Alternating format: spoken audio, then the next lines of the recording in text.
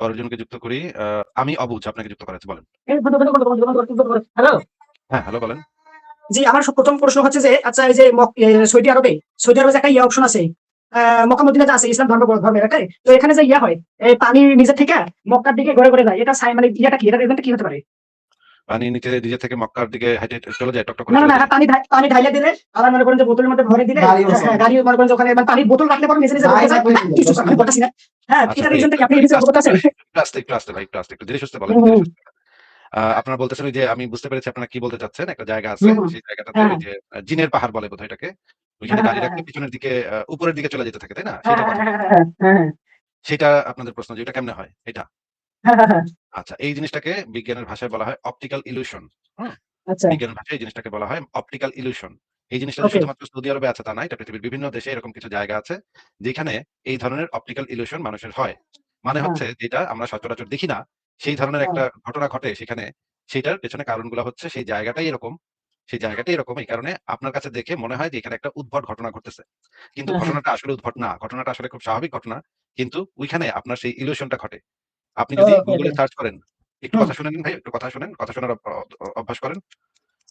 আমি আপনাকে এরকম কয়েকটা বের করে দেখাচ্ছি যে পৃথিবীর বিভিন্ন জায়গায় এরকম আ কয়েকটা জায়গা আছে। পৃথিবীর বিভিন্ন জায়গায় এরকম কয়েকটা জায়গা আছে যেখানে এই অপটিক্যাল ইলিউশন গুলা ঘটে। আ হুম। এবং আচ্ছা এটা আমার দ্বিতীয়, আচ্ছা ভাই, এটা প্রশ্ন উত্তর হয়ে গেলে আমি দ্বিতীয় প্রশ্ন করবো, আপনি বলেন তাড়াতাড়ি শেষ করেন। ভাই আমি তাড়াতাড়ি শেষ করতে পারব না। আপনার যদি তাড়া থাকে তাহলে আপনি একটা ওকে প্রশ্ন ঠিক আছে, করে। বলেন বলেন, ওকে ওকে ওকে, বলেন বলেন। আচ্ছা, এই যে দেখেন এখানে একজন কমেন্টও দিয়ে দিয়েছে।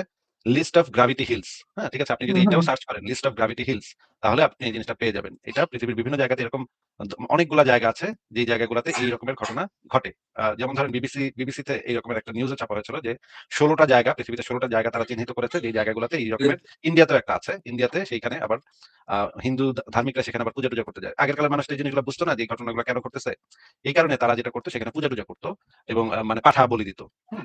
কিন্তু হুম। এখনকার সময় আমরা জানি, এখনকার সময় বৈজ্ঞানিক গবেষণার মাধ্যমে আমরা জানি যে এগুলা আসলে খুবই ন্যাচারাল ব্যাপার। ওইখানে যারা মানুষ, ওইখানে উপস্থিত যারা মানুষ, এই উপস্থিত মানুষদের কাছে এই ইলিউশনটা হয়। মানে দৃষ্টি বিভ্রমটা হয়। এই দৃষ্টি বিভ্রমটা হওয়ার পেছনে অনেক বৈজ্ঞানিক কারণ আছে। এটা কোনো অলৌকিক ঘটনা না। আপনি কি ChatGPT বা Gemini এগুলা ব্যবহার করতে পারেন? জি জি, আচ্ছা, তাহলে আপনি কি ওদেরকে জিজ্ঞেস করছেন এই জিনিসটা একবারও যে এটা কিভাবে ঘটে? হ্যাঁ ওনারা বৈজ্ঞানিক ভাবে অনেকগুলো উদাহরণ দিয়েছে, কিছুটা আপনার মতো করে। ওকে, তো আপনার থেকে আমি জানাছিলাম যে আপনি কি বলেন এই বিষয়ে, আপনার মতামত কি? হ্যাঁ, আমার মতামত হচ্ছে যে এটা হচ্ছে একটা ন্যাচারাল ঘটনা। এটা পৃথিবীর বিভিন্ন দেশে ঘটে। এটা যে হুম শুধুমাত্র সৌদি আরবে যদি একলা ঘটতো তাহলে একটা কথা ছিল। কিন্তু এটা হুম পৃথিবীর বিভিন্ন দেশে ঘটে। ইন্ডিয়াতে ঘটে। ইন্ডিয়া তো কাফেরদের দেশ। বহু প্রাচীন কাল থেকেই তো ইন্ডিয়াতে মুশরিকরা বসবাস করে। এখানে তো আল্লাহ পাকের এই কুদরত কেন দেখা যাবে? হ্যাঁ? তো এই এবং এই জিনিসটা যে আপনি বললেন এটার তো কোরআন হাদিসেও এটার কোনো মেনশন নাই। যে কোরআন হাদিসে তো এরকম কিছু বলা নাই যে মক্কা মদিনায় খুব অলৌকিক কিছু একটা ঘটবে। এটা দ্বারা আল্লাহ প্রমাণ হবে। এখন যদি খ্রিস্টানরা এসে বলে যে এই যে সৌদি আরবে এটা ঘটতেছে, এটা আমাগো ঈশ্বরের প্রমাণ। যীশু খ্রিস্ট যে ঈশ্বর এটার প্রমাণ। তখন আপনি কি করবেন ভাই? বুঝতে পেরেছি, আমি কি দ্বিতীয় নম্বর প্রশ্ন করবো? হ্যাঁ, এই যে এই অলৌকিকতা যদি আমরা মেনে নেই, মনে করেন তর্কের ক্ষেত্রে আমরা মেনে নিলাম যে পৃথিবীতে একটা অলৌকিক ঘটনা ঘটতেছে, এটার ব্যাখ্যা আমরা দিতে পারতেছি না। ধরে নিলাম যদি এটার ব্যাখ্যা আমরা দিতে পারতেছি, তারপরে তর্কের ক্ষেত্রে যদি আমরা ধরেও নেই যে হ্যাঁ, এরকমের একটা অলৌকিক ঘটনা ঘটতেছে। এইখান থেকে তো আমরা এই সিদ্ধান্তে যাইতে পারি না যে এটা কোন একটা আল্লাহ-ফাল্লাহ, কাল্লা-সাল্লাহ-মাল্লাহ এগুলা কেউ একজন করতেছে। এই সিদ্ধান্তে তো আমাদের যাওয়ার কোন ওয়ে নাই। এটা তো যৌক্তিক পদ্ধতি না। যে এটা আমরা বুঝতেছি না এটা কেমনে করতেছে, তাইলে নিশ্চয়ই আল্লাহ করছে। এটা তো যুক্তির পদ্ধতি না। আপনি কি আমার কথা বুঝতে পারতেছেন? জি, আমি আপনার কথা সুন্দর করে বুঝতে পারতেছি। আচ্ছা, এবার আপনার দ্বিতীয় প্রশ্ন বলেন। দ্বিতীয় নম্বর প্রশ্ন হচ্ছে জমজমের আর যে পানি বা সৌদি আরবে এটা আর কি অবস্থান। হ্যাঁ, এখানে যে কোরআনে কি আয়াতে বর্ণিত আছে যে ওখানে নবী তার সন্তান আর স্ত্রীকে রেখে এসেছিল পানির অভাবে, স্ত্রী এদিক থেকে ওদিক যাচ্ছিল, পানি পাচ্ছিল না, পরে পরে পায়ের আর কি পায়ের মধ্যে ঘষা খেয়ে, মানে কিরকম আর কি আয়াত আছে এরকমটা যে তৈরি হয়েছে, আল্লাহ তাআলা তৈরি করে দিয়েছে, এই বিষয়ে আপনার মতামত কি? ভাই আল্লাহ তাআলা তৈরি করে কিছু দেয় নাই। বিষয় হচ্ছে যে পৃথিবীর বিভিন্ন জায়গাতে মরুভূমি অঞ্চলে এরকমের অনেক কূপ আছে। যে কূপগুলাতে পানি পাওয়া যায়। এটা মরুভূমিতে খুবই স্বাভাবিক ঘটনা। অনেক জায়গায় যখন মানে পানি পাওয়া যায় না তখন দেখা যায় একটা কূপ থাকে, সেই কূপের থেকে মানুষ পানি তোলে। তারপরে যখন সেই কূপের থেকে পানি তুলতে থাকে তখন একটা সময় মানুষ এই কিছু কূপের সম্পর্কে বিভিন্ন গল্পগুজব চালু হয় মানুষের মধ্যে যে এই কূপটা কিভাবে তৈরি হয়েছিল। এই রকমের মনে করেন ময়মনসিংহ গীতিকা। এইটার নাম শুনেছেন আপনি? বাংলাদেশের একটা বই আছে ময়মনসিংহ গীতিকা। নাম শুনেছেন? আমি অবুঝ ভাই, আপনি কি এই বইটার নাম শুনেছেন? হ্যাঁ আমি অবুঝ বলতেছি, হুম হুম, আপনার দ্বিতীয় ম নম্বর প্রশ্ন উত্তর হলে আমি তৃতীয় নম্বর প্রশ্ন করবো। ভাইরে আমার তো ২য় উত্তর দেওয়া হয়নি। আপনি এত তাড়াহুড়া কিসের? আপনি কি প্রশ্ন করে চলে যাবেন নাকি? না না, আমি শুনতেছি, এগুলো আমি স্ক্রিন রেকর্ড করে রাখতেছি, আপনি যে বলতেছেন পরে আমি এগুলো আর কি করবো আর কি, মানে বুঝতে পারছেন আর কি, রিসার্চ করবো, বুঝতে পারছেন, আমি স্ক্রিন রেকর্ড করে আপনার কথা সমস্ত কিছু আমি রাখতেছি। ঠিক আছে, পরবর্তীতে আপনার সাথে আবার কথা বলবো এসব বিষয়ে, আমি আর কি খুবই এই জন্য আর চমৎকার। কি বলতেছি, আপনি বলেন, শুনতেছি আমি। খুবই চমৎকার। পৃথিবীর বিভিন্ন দেশে এমনকি বাংলাদেশেও এরকম অনেকগুলা উপকথা চালু আছে। যেগুলা হচ্ছে গিয়ে মনে করেন একটা বড় কুয়া। বা বড় একটা নদী, বড় একটা পুকুর, বা নদীর একটা অংশ বড় করছে, বড় করে একটা বড় পুকুর বানাইছে। এই রকমের বড়, বড় যারা পুকুর, ময়মনসিংহতে একটা পুকুর ছিল, সেই পুকুরটা নিয়ে এই ধরনের উপকথা প্রচলিত ছিল যে অনেক বছর আগে একজন রাজা এই পুকুরটা খনন করছিল, কিন্তু এই পুকুরে কোনো পানি আসতেছিল না। তখন সে কি করছে? স্বপ্নে দেখছে যে তার নিজের কন্যারে যদি সে এই পুকুরে বাইন্ধা রাখে, তাইলে এই পুকুরে পানি আসবে।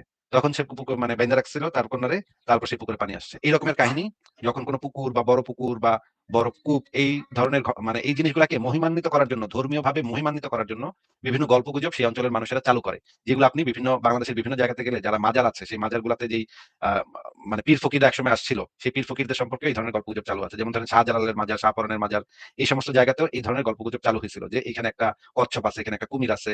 বিভিন্ন ধরনের বাবা-টাবা, বাংলাদেশের বিভিন্ন অঞ্চলে যে বাবা-টাবা, কুমির, বাঘ, এই জিনিসগুলা এমনভাবে তৈরি হয় যে এইখানে সেই কুমির পীর সাহেবের পিঠে কইরা সৌদি আরব থেকে নিয়ে আসছিল, বা বাগদাদ থেকে বাঘের পিঠে কইরা আমাকে পীর সাহেব শাহ মখদুম সে বাঘের পিঠে কইরা আইছিল। এই রকমের কাহিনীগুলো তখন তৈরি করা হয় তাদের বাবাদেরকে মহিমান্বিত করার জন্য, বা ওই পুকুরগুলা যে খুবই গুরুত্বপূর্ণ পুকুর সেটা প্রমাণ করার জন্য। এটা শাহজালালের মাজারেও এই ধরনের গল্প চালু আছে যে শাহজালালের মাজারের নিচে যেই মানে কূপটা আছে, সেই কূপটা নাকি সরাসরি জমজম কূপের সাথে লিঙ্কড। এই ধরনের গল্প সিলেট অঞ্চলে চালু আছে। আপনি যদি শাহজালাল, শাহপরানের মাজারের উপরে যে বইগুলো আছে, সেই বইগুলো যদি পড়েন, তাহলে আপনি সেই জিনিসগুলা পাবেন। এখন এই জিনিসগুলা আ জমজম কূপে যে জমজম কূপের পানি থেকে যখন মানুষ বেনিফিটেড হইছে, তখন তারা যেটা করছে যে এই কূপটাতে তো মরুভূমির ভিতরে তো কূপের পানি বিভিন্ন জায়গার লোক এসে খাইতে আসে। হুম? তখন এই মক্কার কুরাইশরা এটাকে নিয়ে একটা বিজনেস চালু করছে যে ওই মানে জমজম কূপের পাশে তারা একটা কাবা তৈরি করছে। কাবা তৈরি করে চালু করছে যে এখানে ইব্রাহিম নবী আসছিল এবং অন্যান্য দেবদেবীরাও এখানে আসছিল। এই যে এরপর থেকেই কাবা শরীফের ভিতরে ৩৬০ টা মূর্তি এবং এমনকি ইব্রাহিমের মূর্তি পর্যন্ত সেখানে ছিল। এই জিনিসটাকে একটা ধর্মীয় চেহারা তারা দিছে এই কারণে যে এখানে বিভিন্ন অঞ্চলের মানুষ আসা যাওয়া করে, ব্যবসা-বাণিজ্য যখন করতে আসে তখন আসা যাওয়া করে। তারা যদি এখানে আসা যাওয়া করে তাহলে এখানে একটা ভালো বিজনেস রান করবে। এখানে বিক্রি বাট্টা বাড়বে। এখানে পৃথিবীর বিভিন্ন অঞ্চলের মানুষ বাণিজ্য করতে আসবে যাবে। এই উদ্দেশ্যে তারা এগুলা করছিল। এই গল্পগুজবগুলা তৈরি করছিল। কিন্তু এই গল্পগুজবগুলোর পেছনে কোন সত্যতা নাই, কোন ঐতিহাসিক প্রমাণ নাই। ইব্রাহিম নবী বইলা কেউ যে এখানে আসছিল কখনো, এটার কোন ঐতিহাসিক প্রমাণ নাই। এটা শুধুমাত্র সেই অঞ্চলের উপকথা হিসেবে চালু আছে। হ্যাঁ, আমি অবশ্যই আর কি কোন প্রশ্ন আছে বলেন? হ্যাঁ, এখন তাহলে মক্কা টোটালি ওই বাণিজ্যিক ব্যবসায় লাভবান হওয়ার জন্য ওই কিছু ব্যক্তি নির্মাণ করছে, তাই তো? এখানে ইসলাম ধর্ম যেখান থেকে প্রচলিত যে আমরা যে হজ করি মুসলমানরা, হ্যাঁ, এটা আর কি তৈরি হয়েছে নিজে থেকে, এখানে আল্লাহর হুকুমে নির্মাণ হয়েছে আমরা শুনেছি, তা মিথ্যা নাকি আপনার মতে? আল্লাহর হুকুমে ওই কাবা তৈরি হয়েছে এরকম তো কোন প্রমাণ নাই ভাই। এগুলা শুধুমাত্র ধর্মীয় কেতাবে লেখা আছে। কিছু মানুষ বিশ্বাস করে। আবার অন্য ধর্মের মানুষ এগুলো বিশ্বাস করে না। যেমন এটা যদি আব্রাহামের যে ঈশ্বর, ইব্রাহিম নবীর যে ঈশ্বর, তার যদি এরকমের হুকুম থাকতো, তাহলে তো এটা বাইবেলে উল্লেখ থাকতো। বাইবেলে তো এরকম কোন কিছু উল্লেখ নাই। বাইবেল তাহলে ইসলাম ধর্মের আগে, বাইবেল হচ্ছে খ্রিস্টান ধর্মের যেহেতু বাইবেল, তাহলে বাইবেলে আগে থেকে লেখা থাকতো।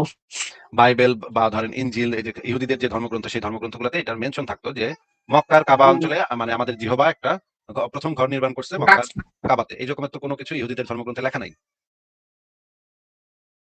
ওকে, বুঝতে পারছি। আমার ফ্রেন্ড একটা প্রশ্ন করবে আপনাকে, আপনি দয়া করে উত্তর দিবেন। হ্যাঁ, বলেন দেন।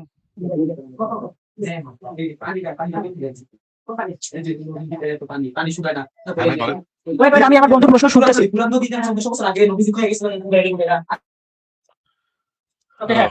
ওকে, আমার বন্ধুর প্রশ্ন হচ্ছে ফুয়াত নদী মানে নদী যে হ্যাঁ, নদী বেশ কিছু কথা বলেছে, এগুলো বর্তমান সময়ে মিল রয়েছে। আমার বন্ধু বলেছে ফুয়াত নদীর কথা। আমি আমি আপনাকে এই বিষয়ে প্রশ্ন করবো হচ্ছে 1400 বছর আগে মানুষজন বেশি বেশি বাঁচতো, যার কারণে 50 টাকা নাকি নামাজ ছিল।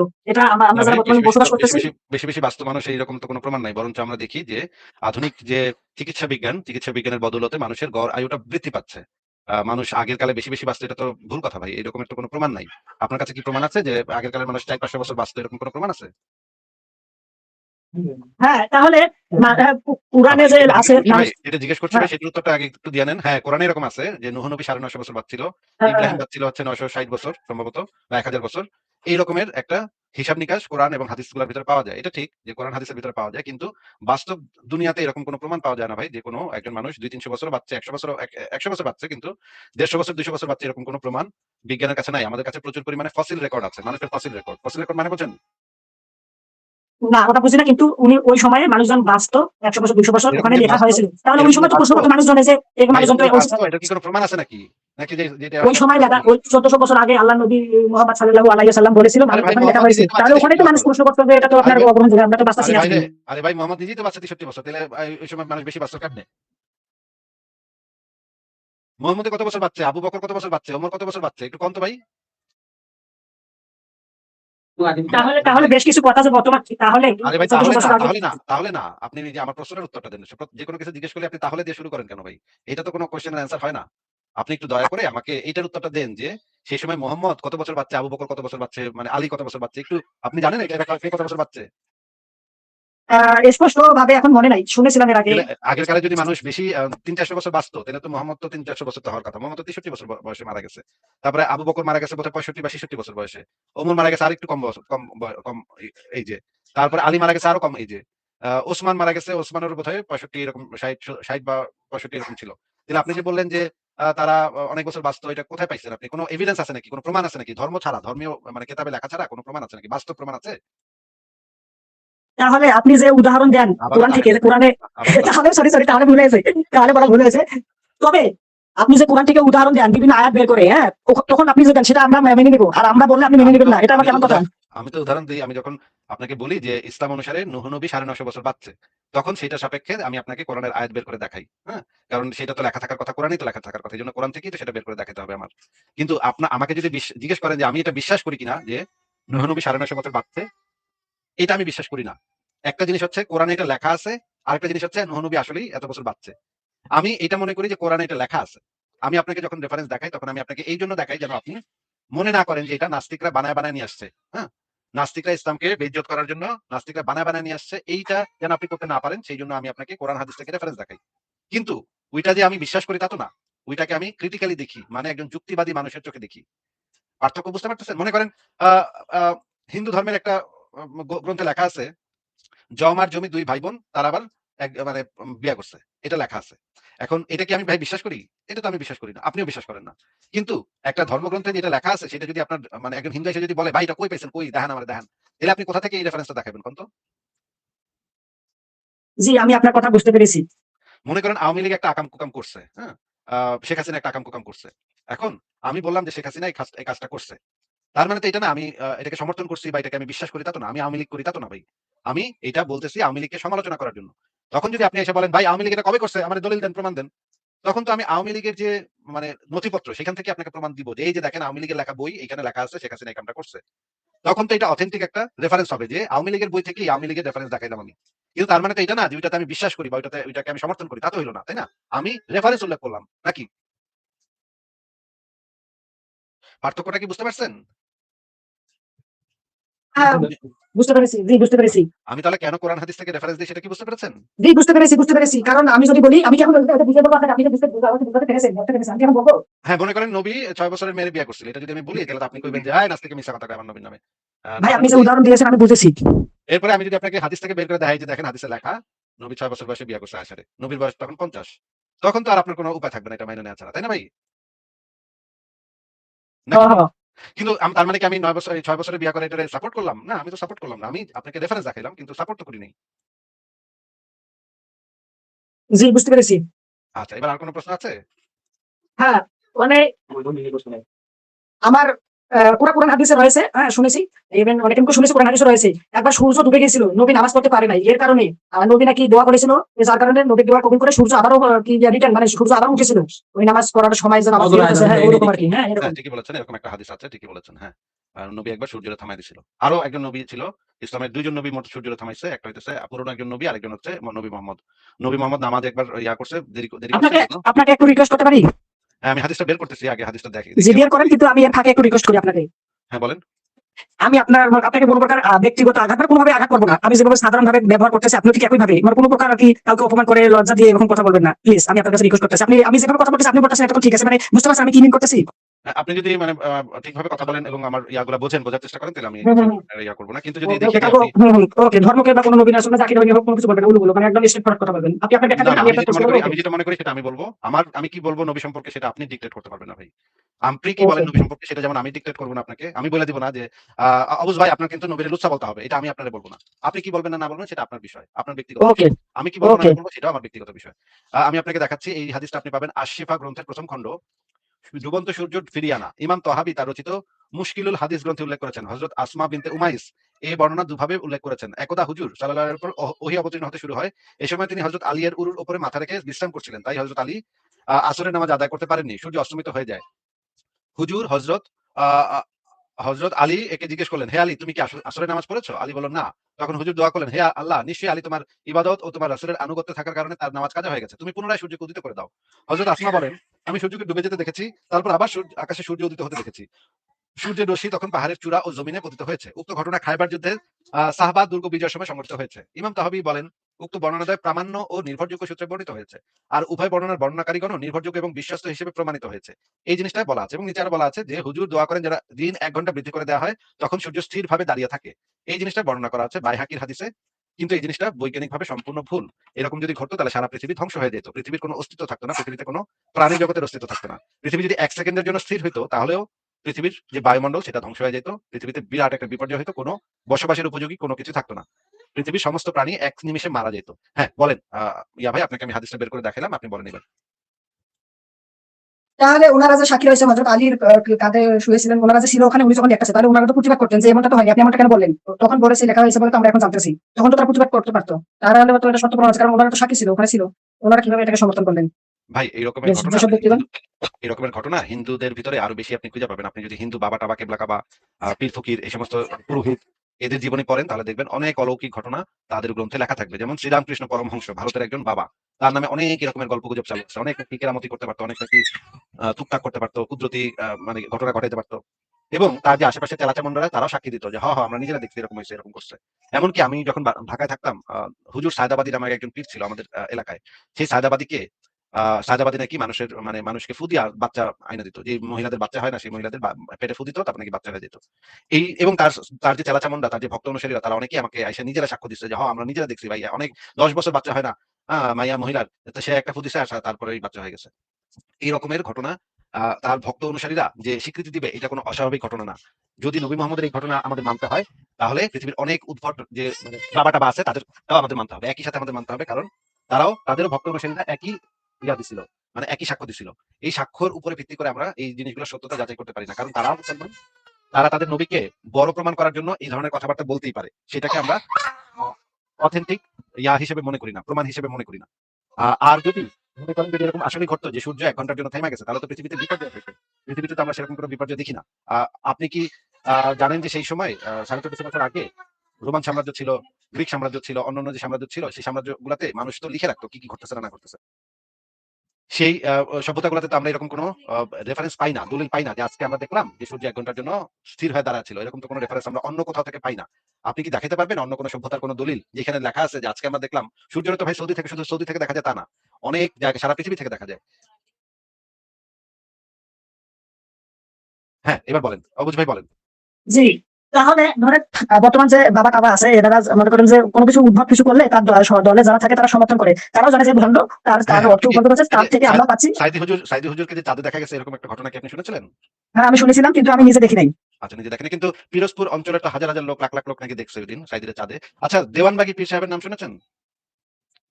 ঢাকায় যে একটা জি দেওয়ানবাগী শুনেছি, জি শুনেছি, দেওয়ানবাগী পীর জি সাহেবের এরকম শুনেছি। অনেকগুলা অলৌকিক মজেজা আছে। দেওয়ানবাগী পীর সাহেবের ভক্ত অনুসারীরা সাক্ষ্য দেয় যে আমরা নিজ চোখে দেখছি ভাই, নিজ চোখে দেখছি। আমরা এক্কেবারে নিজ চোখে দেখছি। দেওয়ানবাগী পীর সাহেবের যেকোনো একজন ভক্ত অনুসারীর কাছে একটু জিজ্ঞেস করেন, দেখবেন তারা বলবে আমরা নিজ চোখে দেখছি অলৌকিক কুদরত দেখাইছে আমাগো বাবায়। যদি তাদের অনুসারীরা সাক্ষ্য দেয় তাহলে কি আপনি সেই জিনিসটাকে অ্যাকসেপ্ট করবেন সত্য হিসেবে? যদি আমি নিজের চোখে দেখি সজ্ঞানে সুস্থ স্বাভাবিক অবস্থায় তাহলে অবশ্যই মানবো। নিজ চোখে তো অনেক সময় ভুল দেখা যায় ভাই। নিজ চোখে দেখে তো আমরা সেই জিনিসটার উপরে সেটা যে আসলেই ঘটছে সেটা বুঝতে পারি না। যেমন ধরেন মরুভূমিতে মরীচিকা দেখা যায়। মরীচিকা দেখেছেন মরুভূমিতে কখনো? মরীচিকা যে দেখা যায় এটা শুনেছেন? এর আগে এরকমটা শুনি নাই, দেখিও নাই, কারণ আমি থাকি হচ্ছে আচ্ছা। স্থলভূমিতে, এখানে মরুভূমি নাই। আচ্ছা, মরুভূমিতে মরীচিকা দেখা যায় এটা হচ্ছে দৃষ্টি বিভ্রম। তারপর মানুষের এক ধরনের সাইকোলজিক্যাল সমস্যা হয় সেটাকে বলে হ্যালুসিনেশন। ঠিক আছে? এইটা হইলে তখন মানুষ উদ্ভট কথা শুনে। যেই কথা সে আসলে তার কানে বাজতেছে না কিন্তু সেই কথা সে শুনতে পায়। সারাক্ষণ তার কানের কাছে একজন কথা কইতে থাকে। সে তার কথা শুনতে থাকে এবং তার সাথে কথা কইতে থাকে। এই রকমের লোকজন সারা পৃথিবীতে অসংখ্য মানুষজন আছে যাদের এরকমের সাইকোলজিক্যাল সমস্যা আছে। যারা কানের কাছে অন্য আরেকটা মানুষের কথা শুনে মানুষ বা তারা মনে করে জিনের কথা শুনতাছি বা আমারে জিনে ধরছে, আমি জিনের সাথে কথা কই। দেখবেন আপনি এরকমের কিছু পাগল টাইপের মানুষ পাওয়া যায়। প্রত্যেক দেশেই পাওয়া যায় যারা নিজেরা বিড়বিড় করে কথা বলতেছে। যাদের কানে আসলে অন্য আরেকজন কথা বলতেছে বইলা তারা মনে করে। আবার অনেকে আছে যারা এরকমের মানুষ দেখে, চোখের সামনে দেখে আরেকজন মানুষকে, কিন্তু সেই মানুষের আসলে কোনো অস্তিত্ব নাই। এগুলাকে বলা হয় সাইকোলজিক্যাল সমস্যা, মানসিক সমস্যা। তাদের মাথায় প্রবলেম হইছে। কোন একটা সার্কিটে কোন মাথার ভিতরে যে ইয়াগুলা থাকে, নার্ভাস সিস্টেম থাকে বা নিউরাল নেটওয়ার্ক থাকে, সেই নিউরাল নেটওয়ার্কে কোন একটা প্রবলেম হইছে। প্রবলেম হওয়ার কারণে তারা এরকমের উদ্ভট জিনিসপত্র দেখতেছে। আমরা তো এই দেখার মাধ্যমে কিছু দেখলেই আমরা সেই জিনিসটা বিশ্বাস করে নিতে পারি না। আমরা যেটা করতে পারি, যেটা একদম ভ্যালিড প্রমাণ হিসেবে উপস্থাপিত হবে, সেটা হচ্ছে আমরা বৈজ্ঞানিকভাবে প্রমাণ করে দেখতে পারি যে এই জিনিসটা আসলেই এরকম কিনা। কিন্তু সূর্য কখনো থাইমা গেছে, সূর্য যদি কখনো থাইমা যেত তাহলে তো ভাই পৃথিবীতে বড় ধরনের বিপর্যয় দেখা দিত। পৃথিবীতে টিকতো না, পৃথিবীতে তো বায়ুমণ্ডলে টিকতো না, মানুষ কোন প্রাণী জগৎ টিকতে পারতো না। আপনি একটু জেমিনাইকে সার্চ করে জিজ্ঞেস করেন তো ভাই যে আচ্ছা, সূর্য যদি কখনো ১ ঘন্টার জন্য থাইমা যায়, তাহলে পৃথিবীর কি হবে? বা পৃথিবীর প্রাণী জগতের কি হবে? এটা একটু জিজ্ঞেস করেন তো আপনি। হ্যাঁ, জিজ্ঞাসা করি নাই, তবে আপনি যা বললেন হয়তো এমনটা উত্তর দিবে যে পৃথিবী ১ সেকেন্ডের জন্য থেমে থাকলে ধ্বংস হয়ে যাবে। হ্যাঁ, পৃথিবী তো ধ্বংস হয়ে যাওয়ার কথা। পৃথিবীতে টিকে থাকার কথা না। তাহলে আপনার যদি ওইটা সত্য হয়, তাহলে তো পৃথিবীর বিভিন্ন জায়গা থেকে মানুষেরা দেখার কথা। যে মনে করেন প্রাচীন রোমান সাম্রাজ্যে যে মানুষরা বইসা আছে, গ্রিসের মানুষরা যারা বইসা আছে, তারা তো আসমানের দিকে নিশ্চয়ই চাইছে। দেখতেছে আজকে, আরে আজকে তো সূর্য যাইতেছে না কেন? আমরা তো ওয়েট করতেছি সূর্য কখন অস্ত যাইব, যাইতেছে না কেন? আরে, আরে আজকে ১ ঘন্টা বেশি বইয়া থাকলো সূর্য, ব্যাপারটা কি, ঘটনা কি? এরকম তো লক্ষ, লক্ষ কোটি, কোটি সারা পৃথিবীর কোটি, কোটি মানুষের এটা দেখার কথা। তারা তো তাদের বইপত্রে লিখা যাওয়ার কথা যে একদিন না আমরা একটা অদ্ভুত জিনিস দেখলাম। এই যে মানে দেখলাম যে এই যে এই সূর্য আজকে ১ ঘন্টা বইয়া থাকলো, গেল না। ভাই গ্রিসের যে জ্যোতির্বিজ্ঞানীরা তার বহু বছর আগে থেকে কোন নক্ষত্র কোন জায়গায় আছে, কোন নক্ষত্র কতটুকু দূরত্ব অতিক্রম করছে, এগুলো সবকিছু ছবি এঁকে রাখতো, লিখে রাখতো। যে আজকে আমরা দেখছি যে সূর্যের এখানে, কালকে দেখছি চাঁদের এখানে। এগুলো প্রত্যেকটা জিনিস তারা ডকুমেন্ট রাখতো। কারণ তারা এগুলো নিয়ে বৈজ্ঞানিক গবেষণা করতো। হ্যাঁ? প্রাচীন গ্রিসের মানুষেরা। সেই গ্রিসের মানুষেরা গবেষণা করতে, করতে অনেক কিছু বাইর করে ফেলাইছে এগুলা রেকর্ড রাখতে, রাখতে। তো তারাও কিছু লিখলো না তাদের বইপত্রে যে একদিন আমরা দেখলাম সূর্য ১ ঘন্টা বেশি বয়া ছিল, গেল না। এরকম তো ভাই আমরা পাই না কোথাও। তাইলে আপনি মানে এটার কোনো প্রমাণ দেখাতে পারবেন নাকি? আপনার যে ধর্মগ্রন্থ ছাড়া, এছাড়া কোনো বাইরের থেকে কোনো নিরপেক্ষ প্রমাণ দেখাতে পারবেন?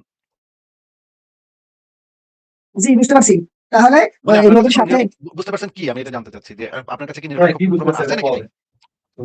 তাহলে গ্রিস গ্রিস মনে করছে যারা এরকম মনে করেন তথ্য কালেক্ট করে লিখে রাখতেছে তারা লিখে রাখতো। আপনি অনেকগুলো বলেছেন, আমি শুনেছি, মনোযোগ দিয়ে শুনেছি। আপনার ধর্মতে আপনার হাদিসে তো এটাও লেখা আছে যে আল্লাহর নবী চাঁদরে আঙ্গুলের ইশারায় ২ ভাগ করলো। ১ খন্ড পড়লো পাহাড়ের এই পাশে, আর ১ খন্ড পড়লো পাহাড়ের ওই পাশে, তাই না? হ্যাঁ, হ্যাঁ। তো পাহাড়ের এই পাশে যদি ১ খন্ড পড়ে, তাহলে পৃথিবীর চাঁদ যদি ২ ভাগ হইয়া ১ খন্ড যদি এই পাশে পড়ে, চাঁদের তো আর পৃথিবী হইতেছে পৃথিবীর ৫০ ভাগের ১ ভাগ। এটার ১ খন্ড যদি ২ খন্ড হয়ে ১ খন্ড যদি সৌদি আরবের উপর পড়ে, তাহলে পুরা মধ্যপ্রাচ্য ধ্বংস হয়ে যাবে। পুরা পৃথিবী ধ্বংস হয়ে যাবে ভাই। এটা কেমনে সম্ভব? আমি প্রশ্ন করেছিলাম সূর্যের বিষয়ে। হ্যাঁ, সূর্যের বিষয়টা প্রাসঙ্গিকভাবে আসলো। এটাও তো আরেকটা মজেজা আল্লাহর নবীর, তাই না? যে চাঁদরে ২ ভাগ কইরা সে ইয়া করে দিল। আ এই বিষয়ে এই বিষয়ে আমার অভিজ্ঞতা নেই। এই বিষয়ে আমি জানি না। আমি সূর্যের বিষয়ে জানি, সূর্যের বিষয়ে কথা বললে ভালো হতো। এগুলো তো অনেকগুলো আছে। আপনার নবীর তো অনেকগুলো মজেজা আছে। আচ্ছা ঠিক আছে, যে আমরা তাইলে এক কাজ করি। যেই মজেজাটা প্রমাণকরণ যায় সেই মজেজা নিয়ে একটু কথা বলি। যেটা আমরা এই ইনস্ট্যান্ট প্রমাণ করতে পারবো। তাইলে তো প্রমাণ হয়ে যাবে যে আপনার নবী সত্য নবী ছিল নাকি? তখন তো আর ওই যে কে সাক্ষ্য দিছে, কে সাক্ষ্য দেয় না এটার দরকার পড়বে না নাকি? হ্যাঁ, হ্যাঁ, হ্যাঁ, সূর্যের বিষয়ে কথা বলি। না, না সূর্যের বিষয় না। আমরা এমন একটা জিনিস বাইর করি যেটা দিয়ে আমরা বাস্তবে প্রমাণ করতে পারবো যে জিনিসটা আল্লাহর নবী সত্য বলছে। নাকি ভাই? হ্যাঁ। হ্যাঁ ভাই? এখন আমি কি বলবো, ঠিক আছে বলেন। তাহলে আপনার আপনার বিশ্বাসটা পরীক্ষা করে নিলাম আমরা। আপনার আপনার কতটুকু ইসলামের উপর কতটুকু বিশ্বাস আছে সেটাও আমরা দেখে নিলাম। তো আমি একটা লেখা আমি একটু দেখাচ্ছি স্ক্রিনে। একটু ভাই ধৈর্য ধরেন, আমি একটু দেখাই নিই, তারপর আপনি আবার বইলেন। হাদিসে বলা আছে, নবী বলছে, যে প্রতিদিন সকালবেলা ৭ টি আজবা খেজুর খায়, কোন বিষক্রিয়া তার শরীরে কাজ করবে না। হুম? আজওয়া খেজুর, আজওয়া খেজুর কি? আজওয়া খেজুর হচ্ছে মদিনার উৎকৃষ্ট মানের খেজুর। আমরা এই হাদিসগুলা পড়ি, দেখি যে এখানে কি বলা আছে দেখেন। নবী কিন্তু বলছে একটা কথা, নবীর কথাটা আগে শুনে নিই। নবীর যে সত্য বলে সেটা আগে শুনে নিই। সুনান আবু দাউদ শরীফের ৩৬০৭ নম্বর হাদিসে বলা আছে, আল্লাহর নবী তার মুখের দিকে ইশারা করে বললেন, তুমি লিখতে থাকো ওই জাতের কসম যার হাতে আমার জীবন। যা কিছু এই মুখ থেকে বের হয় তা সবই সত্য। মানে নবী মুহাম্মদ বলতেছে যে আমার মুখ থেকে যা বের হয় একদম সব সত্য কথা।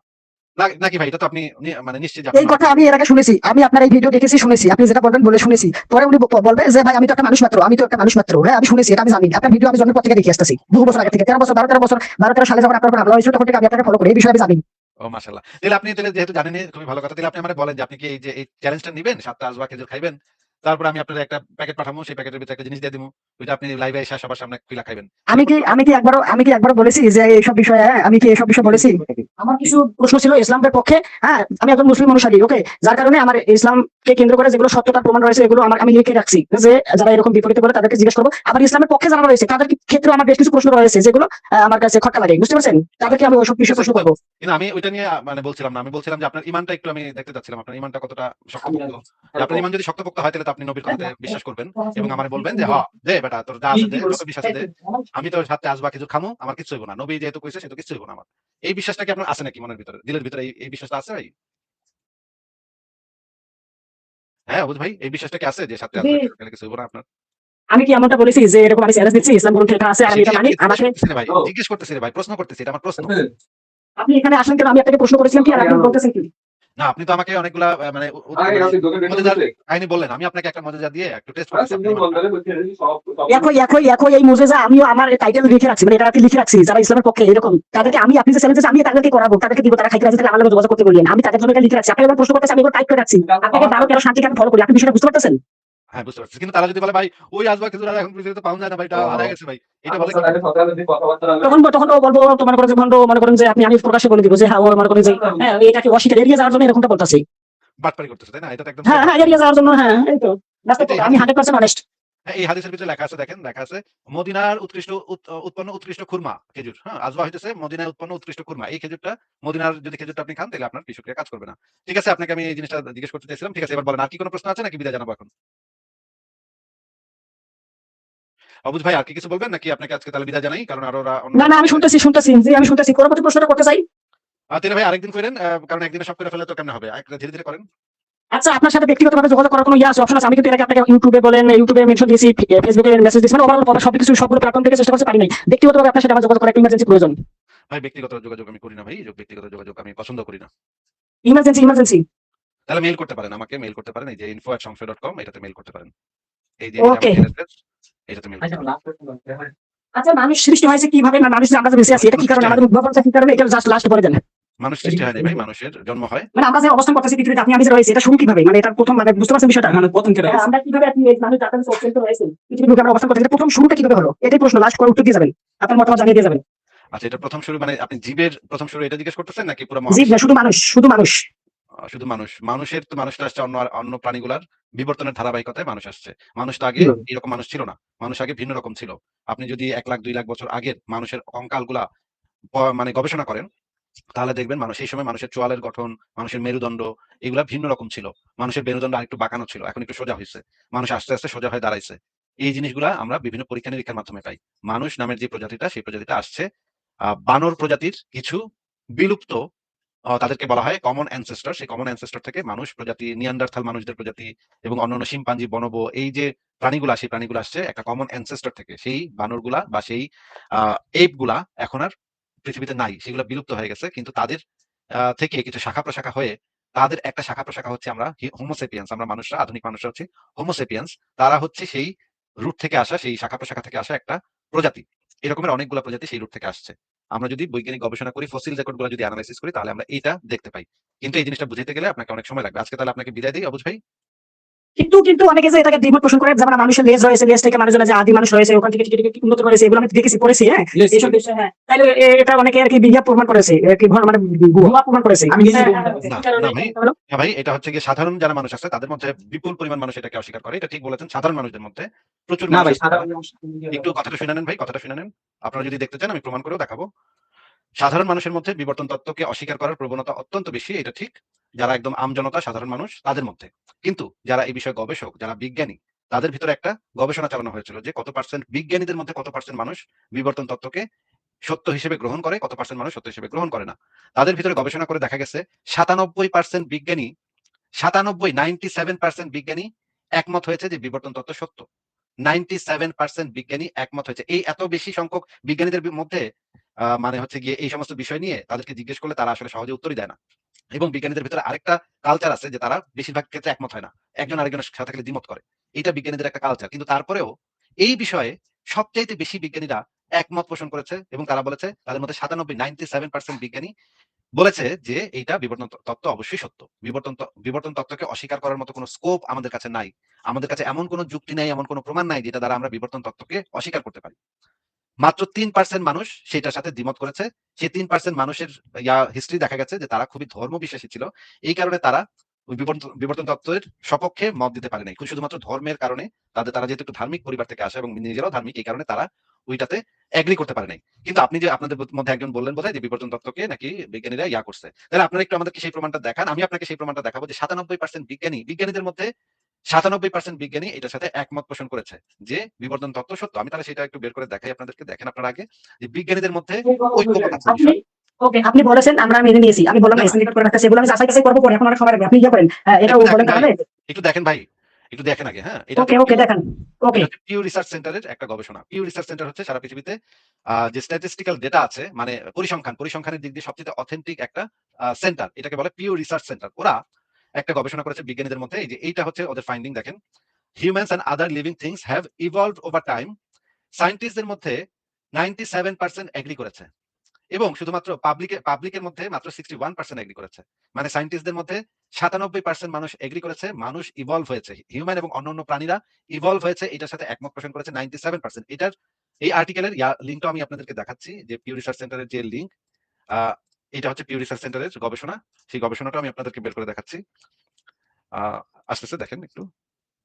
এই যে দেখেন, এটা হচ্ছে পিউ রিসার্চ সেন্টারের গবেষণা। উপরে আপনারা নিশ্চয়ই দেখতে পাচ্ছেন Pew Research Center evolution climate change and other issues. এখানে দেখেন এই যে এই জিনিসটা দেয়া আছে humans and other living things have evolve over time.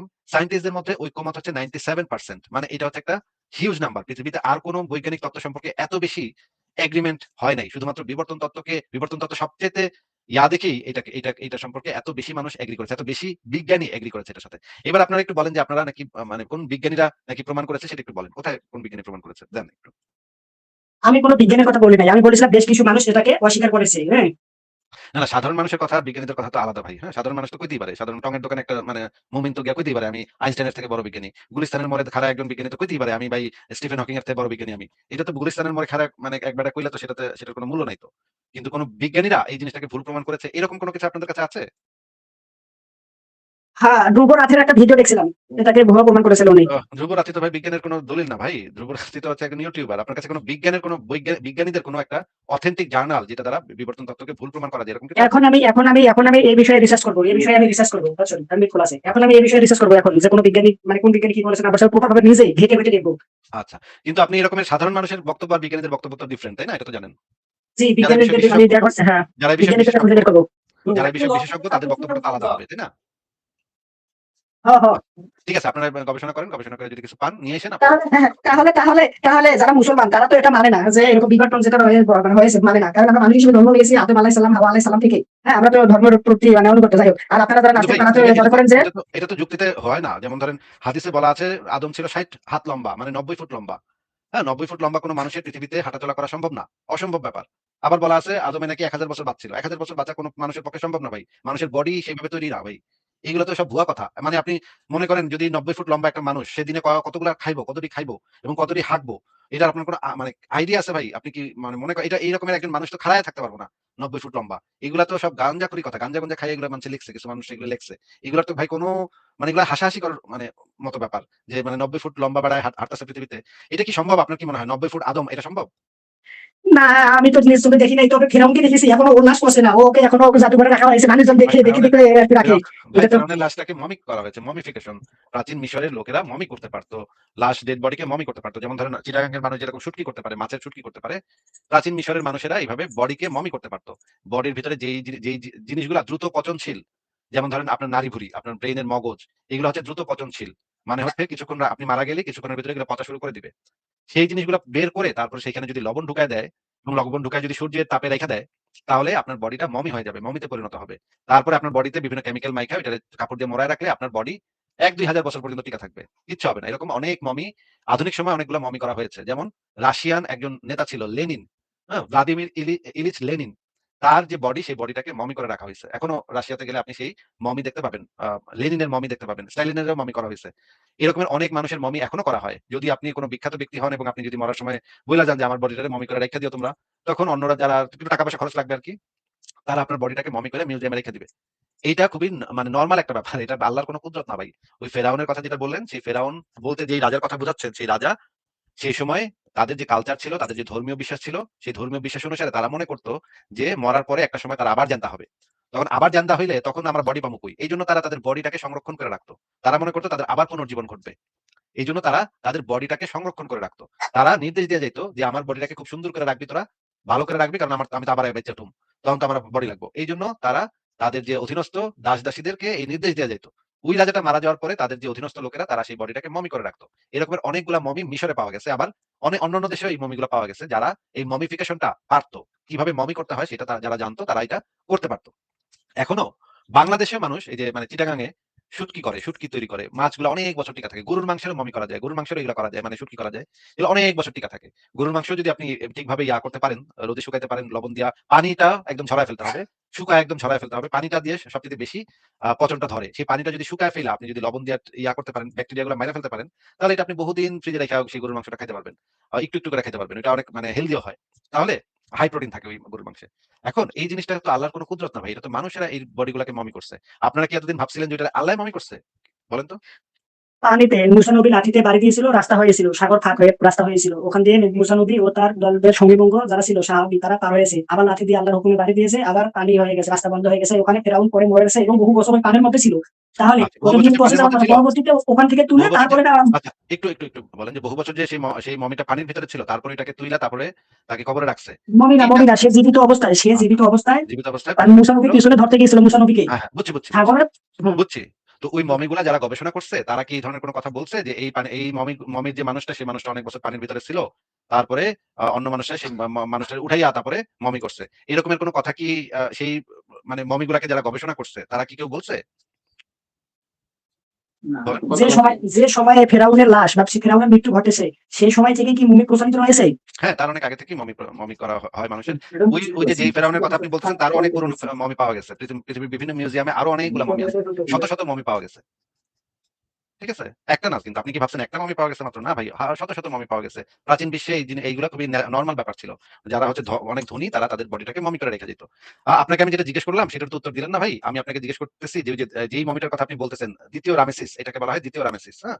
আপনি যে ফেরাউনের কথা বলতেছেন সেই ফেরাউনের নাম হইতেছে ২য় রামেসিস। এই ২য় রামেসিসের বডিটা যে কখনো পানিতে ছিল, এটা কি কোনো বিজ্ঞানী পরীক্ষা করে এই রকমের কোনো রিপোর্ট দিছে যে হ্যাঁ, আমরা পরীক্ষা-নিরীক্ষা করে দেখছি এই বডিটা একটা সময় পানির ভিতরে ছিল।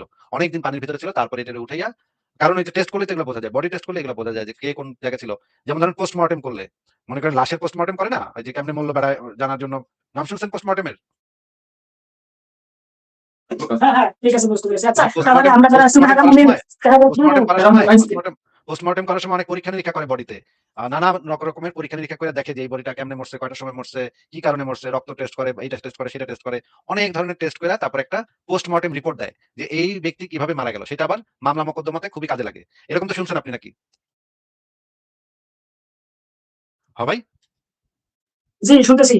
পোস্টমর্টেম যে মানুষ করে এটা তো শুনছেন যে একদম খুব সুন্দরভাবে রিপোর্টে চলে আসে সবকিছু যে কখন মরছে হুম, ওরা, হুম, হুম, কেমনে হুম, মরছে, হুম, কি হুম। খাইছিল, তার আগের দিন কি খাইছিল, পরের দিন হাগছে নাকি, জি, আমি জানি। কাঁদছে নাকি, সবকিছু রিপোর্টে বাইরে আসে, তাই না? হ্যাঁ, এমনকি হ্যাঁ। ওই দিন সেক্স করছিল কিনা, তারপরে করছিল, কি করছে সবকিছু একদম রিপোর্টে চলে আসে। তো ভাই ওই যে এরকম তো মমি গুলাকেও টেস্ট করা হয়।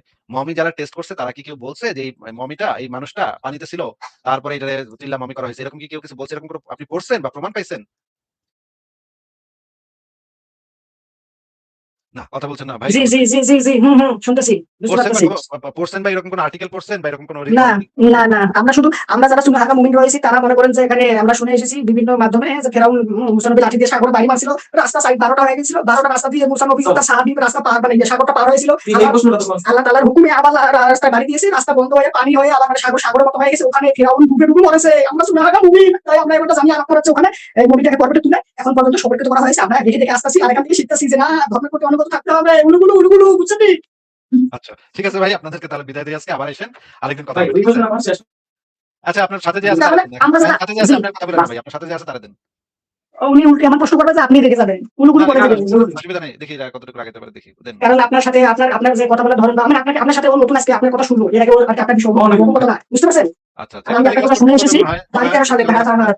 খালি হুম, আজকে হুম, হুম। আমার প্রশ্ন কি ভাই, আমি আপনাকে কই হ্যালো হ্যাঁ, বলেন, বলেন। আচ্ছা বলেন। আপনি যেন কইলেন যে মানে মানুষ তৈরি হয়েছে বান্দর থেকে কিবা আবির্ভাবের জায়গা থেকে তৈরি হয়ে আইছে, হ্যাঁ? না ভাই, কথাটা আমি বলি নাই ভাই। আপনি আমার কথাকে একদম বিকৃত করে ফেললেন আমার কথাটাকে। এটাকে না, যুক্তিবিদ্যার ভাষায় আপনি বলতেছেন মানুষ ভাই, এই কথাটা তো আমি বলি নাই। তাহলে আপনি আমার কথা, আমার মুখে আপনার কথা আমি দিয়ে বলি শিখাচ্ছেন। ওর প্রশ্ন ওর প্রশ্নটা আমি বলি আমি আপনারটা বুঝি ওরটা বুঝি কিন্তু আপনারা কথা বললে হবে না। যার কারণে আমি মাঝখান থেকে কথা বলতে চাচ্ছিলাম। আপনি বলেন যে ওনাকে দেন ওনাকে দেন। আমি বলি ওনার প্রশ্নটা আমি বলি তাহলে আপনি বুঝবেন। কারণ আপনাকে আমি চিনি। আপনি কিভাবে বললে বুঝবেন। আচ্ছা, বলেন, বলেন।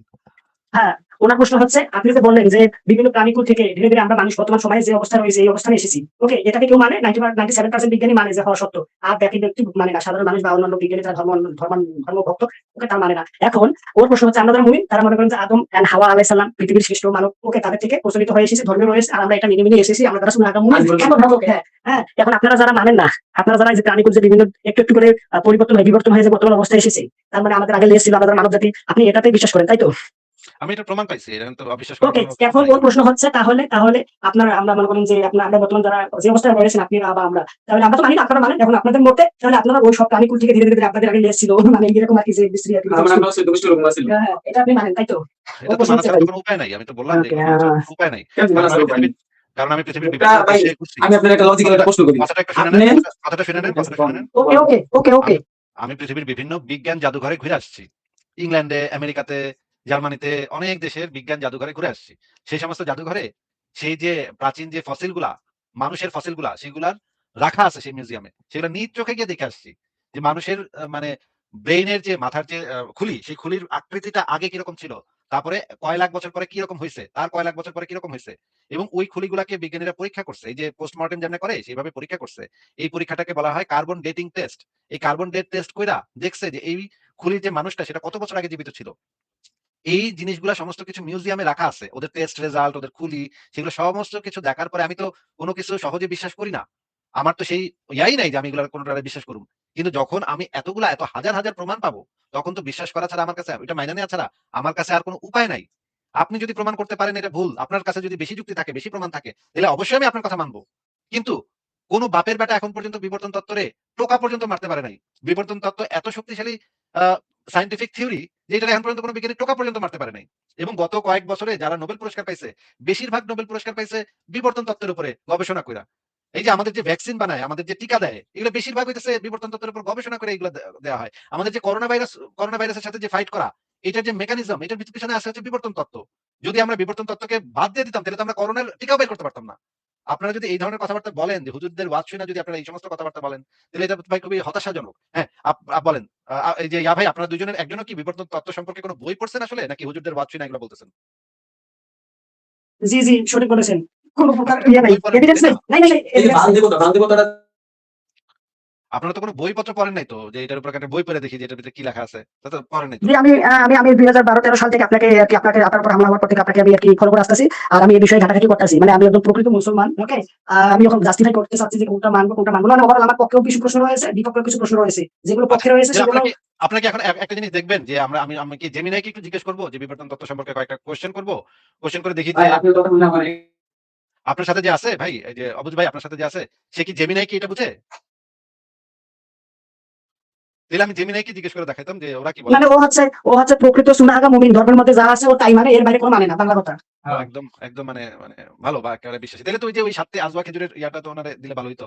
উনি ও মানে প্রথমে ও প্রথমে হ বলেছিল, ওকে আমি থামাই দিয়েছি। মানে আমি আচ্ছা এই যে এটা এখন হিন্দু ধর্ম বা খ্রিস্টান ধর্ম সবাই আছে ভিতরে। বাইবেলে কি আপনার হ্যাঁ অবশ্যই মনে আছে। ও প্রুফ দেখাবে। এখন হুজুর খেয়েছিল, ওই কি জানি মিশা দিয়েছিল, ওই হাদিস পরে খেয়েছে, আল্লাহ হাদিস তাহলে তো ভাই আরো ভালো হইলো। একজন হুজুর যদি খেয়ে থাকে তাহলে তো উনি তো এমনই খেতে পারবে। তাহলে কালকে আমরা এটার একটা ব্যবস্থা করি। কালকে এটার একটা ব্যবস্থা করি যে কালকে আমরা লাইভ করব, একটা মেগা লাইভ হবে। সব নাস্তিকরা সেই লাইভে যুক্ত হবে এবং সব নাস্তিকরা এখানে দাঁড়ায় দাঁড়ায় দেখবো এবং আমাদের এই ভাইও সে কালকে সকালবেলা আজওয়া খেজুর খাইয়া ৭ টি কেন ৭০ টা খাউক, আমার কোনো সমস্যা নাই। যে কয়টা ইচ্ছা খাউক। তার সকাল মানে তারপর এই সময়ে কালকে এই সময় উনি লাইভ ভিডিও অন কইরা আমাদের সামনে ইয়া খাওয়ায় দেখাবে। তাহলে তো খুবই ভালো হইলো। তাহলে আমরা একটা প্রমাণ পাওয়া যাবো সরাসরি চোখের সামনে। নাকি বলেন ভাই? কালকে তাহলে চ্যালেঞ্জটা নেন। অবুঝ ভাই একটু আনমিউট করেন। আনমিউট করে দেখেন উনি রাজি হয় কিনা কালকে আমরা ভিডিও ভিডিও আপনাকে ভিডিও দেখাবো। এখন একজন হুজুর খাচ্ছে, যে আমাকে ভিডিও বাইর করে দিয়েছে, না, আপনাকে এখন দেখাবো। ওই বিস্পান করে ওই একটি ভিডিওটা তো আওয়াজ আমি আওয়াজ টেস্ট করে ফেলে ফেলে ওই ভিডিওটা তো আমি টেস্ট করতে পারবো না ভাই। ওই ভিডিওটা টেস্ট করব কেমনে? যে ভিডিওটা ওইটার ভিতরে আসলে বিষ খাইছে নাকি অন্য কিছু খাইছে? এটাই তো আমার ওই জন্য আপনার হিন্দু ধর্মের লোক আছে বা বাইবেলের লোক আছে, বিপক্ষের লোক আছে। আপনার বিপক্ষের লোক যদি ওই জায়গায় থাকে আপনারা তো মনে করেন সুযোগ দিব না। কিংবা আমি আপনার বর্তমানে সুযোগ দিব না। বিপক্ষের লোক আসলেই বিপক্ষের লোক নাকি সাজায় নিয়ে গেছে নাটক করতে, এটা আমি কেমনে বুঝুম ভাই? হ্যাঁ, আপনার কাছে তো না আমি ভাই বুঝুম ভাই। আপনার ওই জায়গায় আপনার সহজ তো, এটার সলিউশন সহজ তো। সহজ সলিউশন হলো আপনি নিজে খায়া দেখাইবেন আমাকে। আপনার তো ইমান একদম টইটম্বুর বোঝাই যাইতেছে, আপনি একটা ইমানদার মুমিন বোঝাই যাচ্ছে। তাহলে আমি একটা প্যাকেট পাঠাবো, সেই প্যাকেটটা আগে কেউ খুলতে পারবো না। আমি একটা নাম্বার দিয়ে দিব, সেই নাম্বারটা টিপলে ওই প্যাকেটটা খুলবো খালি। ওই প্যাকেটের ভিতরে আমি একটা জিনিস দিয়ে দিব, ওইটা আপনি কালকে লাইভের ভিতরে সবার সামনে ভিডিও অন করে খায়া দেখাইবেন। সকালবেলা আপনি ৭টা খেজুর খায়েন, অসুবিধা নাই, আমার সমস্যা নাই। আমি আপনার ৭টা খেজুরের দামও দিয়ে দিব। অসুবিধা নাই, কোনো সমস্যা নাই। বিকেলবেলা সন্ধ্যার সময় আপনি ভিডিও ক্যামেরা দিয়ে ভিডিও ক্যামেরা অন করে আমার লাইভে যুক্ত হইবেন। যুক্ত হয়ে আমি এই যে একটা প্যাকেট পাঠামু DHL করে, প্যাকেটটা আপনি সবার সামনে খুলবেন এবং এখানে আমি সিগনেচার করে দিমু যেন আপনি ওইটার ভিতরে কোনো টুইস্ট করতে না পারেন, ওই প্যাকেটের ভিতরে জিনিস চেঞ্জ করে দিতে না পারেন। এইজন্য আমি এটাতে একটা সিল গালা করে দিমু। শুধুমাত্র ওই নাম্বারটা চিপলে ওই প্যাকেটটা খুলবো। তারপরে আপনি সেই সবার সামনে সেই প্যাকেটটা খুলবেন। খুইলা প্যাকেট থেকে শিশিটা বাইর করবেন। শিশিটা বাইর করে সবার সামনে খায়া দেখায় আমাদের সাথে একটু আড্ডা দিবেন ১৫ মিনিট। তাইলেই আমরা সবাই একেবারে দিনের পথে ফিরে আসবো ভাই। আমরা সবাই লগে, লগে মুসলমান হয়ে যাবো ভাই। লা ইলাহা ইল্লাল্লাহ সাথে আমিও আমি কিন্তু মাঝামাঝি আছি, সাথে আমিও উপকৃত হয়ে যাবো, আমি কিন্তু মাঝামাঝি আছি। আমরা হজ করতে যাবো, সব দল বাইন্দা একলগে হজ করতে যাবো। দিনের পথে আমরা ফেরত আইমু। ঠিক আছে?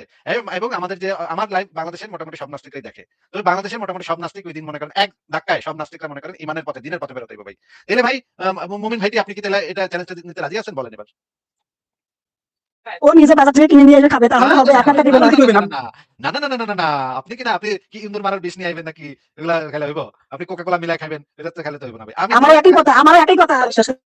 আমি আসল জিনিস আমার কথা হলো কি ভাই, আমি আপনার ভিডিও কল দিয়ে যাবো, আপনি যে দোকান আমার দেখা দিবেন আমি ওই দোকান থেকে কিনে আপনার সামনে খাবো। ভাই আপনি তখন লাইভেই থাকবেন, সমস্যা নেই। আরে আপনি কেন আপনি আপনার খেলে অসুবিধা কোথায়? আপনার নবী তো কিছু না ভাই, আমি আপনার ভিডিও কল দিব, আমি ভিডিও কলে আপনি আমার কইবেন যে ওই দোকান থেকে বিশ কিনা খা, আমি ওই দোকান থেকে বিশ কিনা আপনার কই সামনে খাবো, আপনি তখন লাইভে থাকবেন, সমস্যা কি? ওই দোকান থেকে বিষ কিনবেন কেন? আপনি তো এখানে তো বোঝাই যাচ্ছে আমি যে তো ওই বেটার লগে বেদল করতে যাইতেছি না, ওই বেটা আমার চিন্তা আছে না। আপনার আমার এলাকা থেকে আমি আর সিঙ্গাপুরে আপনি সামনে ভাই কিনা খাম করবেন, আচ্ছা, আপনি যেটা দিবেন আমি এটা খাবো, আপনার ঈমান যদি পরিপূর্ণ আমি থাকে, সামনে ভাই কিনা খাম। আপনার ঈমান যদি পরিপূর্ণ থাকে তাহলে আমারটা খাইতে আপনার অসুবিধা কোথায়? আমার বিষ খাইতে আপনার অসুবিধা কোথায়? আপনার ঈমান কি লড়বড় করতেছে? আপনার ঈমান কি মানে এখন কি ডরাইতেছে? বুঝছি। ও মানে হচ্ছে ও নিজে নিজে খাবে, আপনারটা নিবে না, ও নিজে নিজে আপনি যেখান থেকে বলবেন সেখান থেকে নিয়ে আসবে, আসবে খাবে। বাংলাদেশের ভেজাল সব দোকানের ভেজাল, ওই বিষেও তো বাংলাদেশে ভেজাল দেয়, তাই না? ওই বিষ খায় তো ইন্দুরে মরে না। এটা হ্যাঁ কি মরবো? হ্যাঁ? একটু হইলে একটু পেট খারাপ হইব। এটাতে গেলে তো কেউ কিছু হয় না। আমি আপনার আসল জিনিস পাঠাবো, একটা জার্মান জিনিস। একেবারে 15 সেকেন্ডের ভিতরে দেখবেন একেবারে মানে ৭ আসমানের উপরে উঠে গেছেন। ঠিক আছে? একেবারে সিধা। আল্লাহর কাছে সিধা পৌঁছায় দিব। ঠিক আছে? আপনি খাইবেন কিনা কোন ভাই? আমি যে এখানে আছি এদের সাথে কিরকম সিচুয়েশন আমাকে মেনটেন করে রাখতে হয় সেটা আমি জানি, আপনি তো নিয়ে পলাই গেছেন। আচ্ছা ইমানদার মুমিন ভাইটিরে বলেন, আমি একটা প্যাকেট পাঠাম কালকে, খাইবো কিনা? বলে দেখ অসুবিধা কি? আমি তো বললাম পলাই গেছে। আহ, ঠিক আছে, ঠিক মানে আছে। আপনি বিষয়টা রিয়েলাইজ করেন যে এদের সাথে আমি বর্তমানে এখানে রয়েছি, কিরকম সিচুয়েশন আমাকে পড়তে হয়, একবার খালি রিয়েলাইজ করে দেখেন একবার। আচ্ছা ভাই আপনি মিলামিশা থাকেন, দেখেন আবার মুমিন আবার বেশি খেপে গেলে কিন্তু আবার মানে আল্লাহ আকবার করে দিতে পারে। ঠিক আছে? সাবধানে থাকেন। ঠিক আছে ভাই, তাহলে আজকে বিদায় দিই, হ্যাঁ? আমার পরবর্তীতে জয়েন হবো ইনশাল্লাহ, এগুলো ঘাটাঘাটি করে দেখি, রিসার্চ করে দেখি কোনটা কতটা সত্য বলে, কোনটা কতটা মিথ্যা, মানে কোনটা যৌক্তিক, কোনটা অযৌক্তিক। ঠিক আছে, খুবই ভালো। আচ্ছা আর একটা প্রশ্ন করি, জাস্ট 15 সেকেন্ডের। আচ্ছা বলেন, আবার করবেন, পরে বলেন। হ্যাঁ, একজনকে আমি প্রশ্ন করেছিলাম যে যুক্তি হিসেবে যেটা যুক্তি মানার মতো সেটা মানবো, যেটা মানার মতো না সেটা মানবো না। সে বলছে একটা গাছ লাগাইছি আমি আমার জায়গায়, গাছ বড় হয়েছে, এর ফল কে খাবে? আমি মনে করেন যে ওভারঅল যা কিছু করা লাগে গাছের কিছু সবকিছু সে করছে, এবং সেই গাছের ফল সে খাওয়ার অধিকার রাখে নাকি অন্য কেউ? গাছটা যদি নিজের জায়গায় হয়, এগুলো তো অনেক ব্যাপার আছে। লিগ্যালি কোনো প্রবলেম নেই। লিগ্যালি যদি ওই দেশের আইন যদি এটাকে অ্যালাউ করে তাহলে তো সে নিজের গাছের জিনিস নিজে খাইতেই পারে। আমিও একই কথা বলেছি, কিন্তু পরবর্তীতে বলেছে নিজের মেয়ের কথা, যে নিজের মেয়েকে আমি জন্ম দিয়েছি, মানুষ করেছি, শিক্ষা দিয়েছি, এখন তারকে অন্য ছেলের সাথে বিয়ে দেবো, মানে এইদিকে উদাহরণ নিয়ে এসেছে। এক্ষেত্রে আমি কি বলবো? ভাই গাছের তো কোনো মানে সম্মতি দেওয়ার কোনো স্কোপ নাই। গাছ তো আর কোনো সিদ্ধান্ত নিতে পারে না। কিন্তু একজন মানুষ তো, মানব সত্তা তো সিদ্ধান্ত নিতে পারে। গাছের সাথে তুলনা দিয়ে সেখানে মানুষের টাইনে আনলে তো হবে না। গাছের তো কোনো বক্তব্য নাই। গাছের মানে ডাল ছিঁড়লে তো গাছ তো ব্যথাও পায় না। গাছ তো এটা আপনাকে বাধাও দিব না। গাছ তো কান্নাকাটিও করবো না। বা গাছের তো কোনো চেতনা নাই। মানে ব্রেইন যেটাকে আমরা মস্তিষ্ক বলি, সেই ব্রেইন দিয়ে চিন্তা ভাবনা করতে পারে না। কিন্তু একটা মানুষ তো সেটা করতে পারে। মানুষের তো কনসেন্ট লাগবে। প্রত্যেকটা মানুষের এই কাজে সবচাইতে বেশি যেটা জরুরি সেটা হচ্ছে কনসেন্ট, সম্মতি। সে এটা করতে রাজি নাকি রাজি না, তার বয়স হয়েছে কিনা, ম্যাচুরিটি আসছে কিনা, সে কোনো নেশা জাতীয় দ্রব্যের দিয়াতে আপনি তার সম্মতি আদায় করছেন কিনা, বা কোনো একটা ক্ষমতা প্রয়োগ করে তাকে ভয়ভীতি দেখায় তার কাছ থেকে কনসেন্ট আদায় করছেন কিনা। এগুলো যদি না হয়, যদি উভয় পক্ষ সম্মতি থাকে, তাহলে তো সেখানে আপনারটা আপনি কি করবেন সেটা আপনারা বুঝবেন, সেখানে আমি আর নাক গলাবো না। কিন্তু যদি না, আপনার মতামত চাচ্ছি আমি। আমি তো বললাম যে এটা তো গাছের সাথে তুলনা, আর এটা তুলনা তো এক হইলো না। এটা তো গাছ তো হচ্ছে গিয়ে কনসেন্ট দেওয়ার কোনো মানে নাই, স্কোপ নাই একটা গাছের। একটা চেয়ার টেবিল এদের তো কনসেন্ট দেওয়ার কোনো অধিকার নাই। কিন্তু এই গাছপালা, চেয়ার টেবিল এগুলোর সাথে যদি আপনি মানুষকে তুলনা করে ফেলেন, এটাও একটা খুবই খারাপ উদাহরণ হিসেবেই খারাপ। কারণ এখানে একজন মানুষকে অবজেক্টিফাই করা হচ্ছে। মানে হচ্ছে একজন মানুষ, মানব সত্তাকে আপনি একটা অবজেক্টের সাথে, মানে একটা বস্তুর সাথে তুলনা করতেছেন। মানুষ তো একটা বস্তু না ভাই, মানুষের তো একটা স্বাধীন সত্তা আছে, মানুষের তো চিন্তা ভাবনা আছে, চেতনা আছে। এটা তো খুবই বাজে উদাহরণ আপনি দিয়েছেন। এই উদাহরণ আর কখনো দিয়েন না। এই এটা আমি উদাহরণগুলো দেইনি, আমাকে দেওয়া হয়। আমি প্রশ্ন করেছিলাম, আপনি মনে বুঝলেন, আমি একজনকে প্রশ্ন করেছিলাম, আমাকে একজন বলেছিল, আমি বলেছি যৌক্তিক যেটা আমি নিশ্চয় দেখবো, হ্যাঁ যৌক্তিক বলে মনে হবে, গ্রহণযোগ্য সেটা আমি মেনে নেই, যেটা গ্রহণযোগ্য না হ্যাঁ সেটা আমি মেনে নেই না। তখন উনি এই উদাহরণ দিয়েছেন, আমি না। আচ্ছা, আপনি বলবেন যে যৌক্তিকভাবে আমরা মনে করি যে গাছের সাথে একজন মানুষের তুলনা দেয়া এটা খুবই বাজে একটা উদাহরণ, এটা একটা ফলস অ্যানালজি। হ্যাঁ? যুক্তিবিদ্যার ভাষায় এটাকে বলা হয় ফলস অ্যানালজি। এটার সাথে মেলে না। কারণ গাছের কোনো কনসেন্ট নাই। গাছের ফল আপনি খাইবেন কি খাইবেন না, গাছ এ বিষয়ে কোনো বক্তব্য দিতে পারে না। কিন্তু একজন মানুষের সাথে, মানুষের একটা স্বাধীন সত্তা আছে, চিন্তা ভাবনা আছে, পছন্দ অপছন্দ আছে, রুচি অভিরুচি আছে। সে তার নিজের সিদ্ধান্ত নিজে নিবে। গাছের মতো তো এটা না। এগুলো আপনাকে যারা বলছে তার বোঝাই যাচ্ছে যে তারা চুনাহাগা মুমিন। ঠিক আছে? আমি অবুঝ ভাই, তাহলে আজকে আপনাকে বিদায় জানাই। তাহলে আপনার হচ্ছে মেয়ে মনে করেন ধরেন নিজের মেয়ের সাথে যদি মেয়ে যদি রাজি থাকে নিজের সন্তান ওকে তাহলে আপনার মতে হ্যাঁ আমি তো বলে দিলাম যদি সেখানে কোনো কনসেন্টের ভায়োলেশন না হয়, যদি সেখানে কোনো ক্রাইম না ঘটে, যদি ওভারঅল সবকিছু পজিটিভ থাকবে ওভারঅল সবকিছু এ টু জেড পজিটিভ তাহলে নিজের মেয়ের সাথে যদি সেক্সুয়ালি মানে সহবাস হয় তাহলে আপনার মতে জানাই দ্বিমত এই পোষণ নাই ক্ষেত্রে এখানে হ্যাঁ আরেকটা আপনি প্রবলেম সম্মতি আছে। এই ক্ষেত্রে আরেকটা বলেন প্রবলেম আছে যে আমরা মনে করি যে নিকট আত্মীয়ের মধ্যে যদি এই ধরনের যৌন সম্পর্ক হয় তাহলে যে বাচ্চাগুলা তৈরি হয় সেই বাচ্চাগুলার প্রতিবন্ধী হওয়ার সম্ভাবনা অনেক জানি বেশি জানি বেড়ে নিয়ে যায়। জানি নিজের মামাতো বোন ফুফাতো বোন চাচাতো বোনের সাথে বিয়ে হওয়াকে মুসলমান সুন্নাহা মুমিনরা পজিটিভলি নেয় কিন্তু আপনারা নেগেটিভলি নেন জিনিসটা বাজে ভাবে দেখেন এটার আমরা বিভিন্ন সেটাকেও সমাজের আমি আমরা জানি সেটাকেও জি আমরা সেটাকেও ডিসকারেজ করি যেন এটা সমাজের ভিতরে না ঘটে। যতটা সম্ভব হ্যাঁ কমানো যায় এই মামাতো বোন, চাচাতো বোন আর নিজের মেয়ে বা নিজের পোলা বা নিজের মাইয়া এগুলো তো আরো কাছের, তাই না? মামাতো বোনের থেকে এটা হ্যাঁ অনেক কাছের। তখন তো এটা আরো বিপজ্জনক। এই কারণে আমরা এই বিপদটা মানুষকে ইনফর্ম করি। কিন্তু ভাই আপনি কি আপনার ব্যক্তিগত জীবনে কি করবেন না করবেন সেই বিষয়টা আমি শুধুমাত্র আপনি কোন ক্রাইম করলে তখন নাক গলাইতে পারি। কিন্তু আপনি আপনার ব্যক্তিগত জীবনে কি করবেন না করবেন সেটা তো আমি আপনাকে কোন কাজে বাধ্য করতে পারি না। আপনি যদি অ্যাডাল্ট হন, আপনার মানে মেয়েও যদি অ্যাডাল্ট হয়, ২ জন যদি স্বেচ্ছাসম্মতি কিছু করেন, তাহলে তো সেখানে আমি নাক গলাইতে পারি না। এটাকে আমি সমর্থনও করি না, অসমর্থনও করি না। আমি আপনাদের ভিতরে নাক গলাবার অধিকারটা তখন পাবো, যখন কোন একটা ভিকটিম থাকবে। কোন একটা পক্ষের উপরে আপনি কোন নির্যাতন করবেন। তখন শুধুমাত্র আমি আপনার ব্যক্তিগত বিষয়ে নাক গলাতে পারবো। আপনি আপনার বেডরুমে কি করেন সেটা দিয়ে তো ভাই আমার কিছু যায় আসে না। আমি সেটা আপনি জানতেও চাই না। আপনি আপনি পার্সোনালি এটা করতেছেন আপনি প্রশ্নটা বুঝেন আমাকে বলা হয়েছিল যে তুমি কি মানো কি মানো না। আমি বলি যুক্তি হিসেবে যেটা গ্রহণযোগ্য আমি মানি কিন্তু অগ্রহণযোগ্য যেটা মানি না তখন উনি বলেছিলেন একটা গাছ বড় হয়েছে নিজের জায়গা সমষ্টি কিছু নিজের এই ফলটা কি খাবে আমি না অন্য কেউ আমি বলছিলাম আপনি খাবেন একটা জায়গা আপনি গাছ গাছ আপনি বড় করছেন লালন পালন করছেন এখন উনি বলছে তাহলে আমার মেয়েকে আমি নিজে পড়ালেখা করেছি জন্ম দিয়েছি খাওয়াইছি বড় করেছি চিকিৎসা পোশাক আশাক সব দিয়েছি তাহলে আমার মেয়েকে অন্য কোনো ছেলের সাথে বিয়ে দিব কেন তাহলে তুমি আমার নিজের মেয়ের সাথে আমার বিবাহ ভালো করে বিষয়টা বুঝে এরপর বলবেন এখানে আমাকে ইনভলভ করতেছেন কেন যে আমি আমার মেয়ের সাথে কিন্তু আমি এসব কি করতেছেন আপনি কিন্তু প্রশ্ন বুঝে প্রশ্ন উত্তর দেন আমি তো আপনাকে সেটারই উত্তর দিচ্ছি যে আপনাকে একটা উদাহরণ হিসেবে ধরছি যে আপনি কি করবেন না আমি না করবেন। আমাকে ভাই এটা শুনতে খারাপ লাগে প্লিজ আপনি বোঝার চেষ্টা করেন না এটা শুনতে খারাপ লাগে প্লিজ ঠিক আছে, ঠিক আছে। মনে করেন কুদ্দুসে কি করব না করব। কুদ্দুসে তার মায়ের সাথে, বাপের সাথে, বোনের সাথে, ভাইয়ের সাথে, মেয়ের সাথে, পোলার সাথে কার সাথে কি করব না করব এই বিষয়টা আমি জানতেও চাই না এবং জানতে ইন্টারেস্টেড ও না। এটা পার্সোনাল ব্যাপার। কে কার সাথে কি করতেছে এটা মানুষের পার্সোনাল ব্যাপার। কিন্তু যদি কোন ক্রাইম ঘটে তখন সেটা পার্সোনাল থাকে না। তখন সেটা একজনের উপরে অত্যাচার হয়। তখন আমি সেখানে নাক গলাতে পারবো শুধুমাত্র তখন। এছাড়া তো আমার কারোর কোন ব্যক্তিগত জীবনে নাক গলাবার কোন অধিকার নাই। কারোর কোন অধিকার নাই। কোন সভ্য জগতে বুঝতে পেরেছি আরেকজন বুঝতে ব্যক্তি পেরেছি মনে করেন আপনি আপনার বাসায় বইসা মানে কুদ্দুসে মনে করেন কুদ্দুসে বাসায় বইসা কুত্তার গু খায়। এখন কুত্তার গু খাইলে কি সমস্যা হবে সেটা তাকে আমি বলতে পারি যে, "ভাই কুদ্দুস ভাই কুত্তার গু খাইলে তো পেট খারাপ হবে। এটা না খাওয়াই ভালো। শরীরের জন্য খারাপ এটা।" এইটুকু আমি বলতে পারি। কিন্তু যদি সে বেটা কয় যে, "না, শরীরের জন্য খারাপ হোক তাতে কি আমি খাবোই। তোর কি? আমার টাকা দিয়ে আমি কুত্তার গু কিনে খাই। তোর কি?" হ্যাঁ, তাইলে তো সে ঠিকই বলতেছে। তার টাকা দিয়ে সে কুত্তার গু কিনা খাইতেছে। এনে তো আমার বাধা দেওয়ার কিছু নাই। আমি তাকে খালি এইটুকু ইনফর্ম করতে পারি যে, "এটা খাইলে আপনার পেট খারাপ হইতে পারে, শরীর খারাপ হইতে পারে।" এছাড়া মুখের থেকে গন্ধ হইতে পারে। এছাড়া তো আমি কিছু করতে পারব না তারে। তারে তো আমি খাওয়া বাধা দিতে পারব না। সে তার ঘরে বইয়া কুত্তার গু খাউক না শুয়ারের গু খাউক এটা তো তার ব্যাপার। তার জীবন তার যেটা মানে পছন্দ অপছন্দ সেটা সে করবে। সেখানে যদি কোন ক্রাইম ঘটে তখন আমি গিয়ে তারে বাধা দিতে পারবো। বেটা তুই তো ক্রাইম করতেছস, তুই তো আরেকজনের অধিকার হরণ করতেছস। এছাড়া যদি আমি কোন ক্রাইম না ঘটে তাহলে আমি তারে বাধা দিব কোন যুক্তিতে? আপনি কি বলেন যে কোন যুক্তিতে বাধা দিবেন আপনি? আমিও বাধা দিব না যদি সবকিছু গ্রহণযোগ্য বলে মনে হয় আমারও এখানে সমস্যা নাই কেউ যদি খালি পোশাকে ঘুরতে মন চায় তার এখন ঘরে দেখা গেল তার ঘরে তার তার ঘরে ইচ্ছা যদি হ্যাঁ না তার ঘরে যদি খালি পোশাকে ন্যাংটা এসে ঘুরতে চায় তাহলে তো ঘুরতেই পারে। কেউ হ্যাঁ, যদি না দেখে তাহলে হ্যাঁ, ঘুরতে কিন্তু পারে। রাস্তায় রাস্তায় বের যদি হলে বের হয় তার মতামত থাকলে তো হবে না আমাদের হ্যাঁ, সমস্যা হচ্ছে এটা তো রাস্তায় যদি বের আমাদের হয় তখন তাহলে কথা বলবো। তার দেখা যাবে তার একটু পেশাব বেরিয়ে যাচ্ছে, তার একটু পায়খানা বেরিয়ে যাচ্ছে। সে হাঁচি দিল, হাঁচির সাথে তার একটু পাত দিয়ে দিল। এবং সে যে বাসে উঠছে সেই বাসের যে মানে সিট সেই সিটের ভিতরে লাগায় দিল একটু জিনিস। তাই না? তার বডি থেকে তো বাইর হয়, বিভিন্ন জিনিস বাইর হয়, লিকুইড হ্যাঁ বাইর হয়, হ্যাঁ হ্যাঁ ফ্লুইড বাইর হয়। হ্যাঁ তাই না? সে হুম, বাসের সিটে বসছে। তার ঘাম দিয়া সে বাসের সিটে ভরায় ফেলাইছে। এখন ভাই আমি তো ওইখানে ওই সিটে বসতে গেলে আমার তো সমস্যা হয়ে যাবে। আমি তো ওই সিটে হ্যাঁ বসতে পারব না। সে তার মাত্রই মানে সে মানে ভালো করে চুচ্ছে কিনা সেটা তো আমি জানি না। সে ওখানে হ্যাঁ বইসে এমনভাবে বইসে দেখলাম আমি সিটের উপরে ময়লা লেগে আছে। এটা তো হুম, এখানে আমি কেমনে বসবো ভাই? এখানে তো আমি বসতে পারব না। তার তো এই ডিসেন্সিটা মেইনটেইন করতে হবে যে সে যখন বাসে উঠতেছে, ট্রেনে উঠতেছে হ্যাঁ, বা একটা সিটে বসতেছে, তখন তো তার কোন শরীরে রোগ জীবাণু যেন আরেকজনের গায়ে না লাগে সেটাও তো তার দেখতে হবে। সে তো একটা সভ্য সমাজে বসবাস করে। এই কারণে আমি তাকে ন্যাংটা হয়ে রাস্তায় ঘুরতে দিব না। কারণ সে একটা বিপদ ঘটায় ফেলতে পারে। একজনের শরীরে রোগ বেঁধে দিয়ে যেতে পারে। তার বডি থেকে কি বাইর হয় সেগুলো সব আরেকজনের বডিতে চলে যাবে। এটা তো অন্য মানুষের জন্য বিপজ্জনক। এই কারণে আমি তাকে বলতে পারব যে তুমি ন্যাংটা হয়ে রাস্তাঘাটে ঘুরতে পারবে না। তুমি কম জামা কাপড় পরে ঘুরো কিন্তু অন্তত তোমার যেই জায়গাগুলো থেকে ফ্লুইড বাইর হয়, মানে হচ্ছে গিয়ে বিভিন্ন ধরনের তরল জিনিস বাইর হয় সেই জায়গাগুলো তুমি সেভ করে রাখবা। এমন কাপড় পরবা যেন ওই তরল পদার্থগুলো বাইরে যেতে না পারে। তাইলে আমি সেফ অ্যান্ড সিকিউর থাকবো। আমার শরীরে তোমার শরীরে রোগ জীবাণু আসতে পারবে না। এইটুকু যদি এনশিওর করে, তাইলে সে তার জামাকাপড় তার পছন্দ অনুসারে পড়ুক। সে লাল জামা পড়বো নাকি কমলা জামা পড়বো এই বিষয়ে আমার কোন বক্তব্য নাই। কিন্তু সে যদি ন্যাংটা থাকে তাহলে আমার বিপদ আছে। এইজন্য আমি আমার ক্ষতি চাই না, অন্য মানুষেরও ক্ষতি চাই না। এই কারণে তাকে আমি বলতে পারবো যে তুমি ন্যাংটা হয়ে রাস্তায় ঘুরতে পারবে না। কারণ একটা পাত দিয়া দিছো তুমি, তোমার পাদের সাথে কি বেরায় গেছে? ওইটা তো তুমি হ্যাঁ, মানে বুঝতে পেরেছি সিটে লাগায় রেখে আসছো, তাই না? সিটে লাগায় রেখে হ্যাঁ বুঝতে আইসা তো আমি পেরেছি বসবো কেমনে ভাই? এখন আমি বসবো কেমনে? এই হ্যাঁ ধরনের পাবলিক সেফটি যেটাতে পাবলিক সেফটি লঙ্ঘন হয়, পাবলিকের যে নিরাপত্তা, সেই নিরাপত্তা বিঘ্নিত যেখানে হবে সেখানে আমি বুঝতে পেরেছি ভাই, প্লিজ বুঝতে পেরেছি। এখন কথা হচ্ছে আমাদের জন্ম হয়েছে, আমরা একদিন মৃত্যুবরণ করবো, আমরা মাটির সাথে মিশে যাবো, শেষ। আমাদের কোনো বিশ্বাস ছাড়া কোনো কিছু হবে না। তাহলে আপনারা যারা মনে করেন যে রয়েছেন, নাস্তিক রয়েছে, তাদের মতে এটা হচ্ছে এটা, কিন্তু তাহলে তো যার মন যা চায় সে তাই করবে। কোনো বিশ্বাস সালিশ তো দুনিয়া তো মনে করেন যে হলে না হলে পরে হলে হবে, না হলে তো মনে করেন কোনো ইয়ে নাই। হাদিস কালাম বা কিয়ামত ফুটছে না। এই প্রশ্ন উত্তর ভাই অসংখ্যবার দেওয়া হয়েছে আমার ইউটিউব চ্যানেলটা দেখেন। আজকে আপনার সাথে সংক্ষিপ্ত আকারে, ভাই প্লিজ এটা প্লিজ, সংক্ষিপ্ত এক দুই উত্তর লাইনে। দেওয়া যায় না ভাই, এটা সংক্ষিপ্ত উত্তর দেওয়া যায় না ভাই। এটার আলোচনাতে ঢুকলেই 1 ঘন্টা শেষ। আপনি একটু আমার ইউটিউব চ্যানেলে ঢুকে একটু সার্চ করেন, অনেকগুলো ভিডিও পাবেন এই বিষয়ে, সেটা একটু শুনে নেন। এবং আমার সংশয়.com এই বিষয়ে আমার লেখাও আছে অনেকগুলো। আমি আপনার একটা ভিডিও দেখেছি, আল্লাহ তাআলার বিচার কিরকম হবে দেখেছি, জানি এই বিষয়ে। তবে এটা ক্লিয়ার বুঝতে পারি নাই সঠিকভাবে। আপনার আমি যতটুকু বুঝেছি যে আপনারা যারা রয়েছেন, তারা মনে করেন যে জন্ম হয়েছে একদিন মৃত্যু হবে, মানুষের মিশে কোনো বিশ্বাস সালিশ কিয়ামত ফুটছে না, বাকিটা কোনো কিছু নাই, একবার যে জায়গা মানে খুঁজে যাবো শেষ।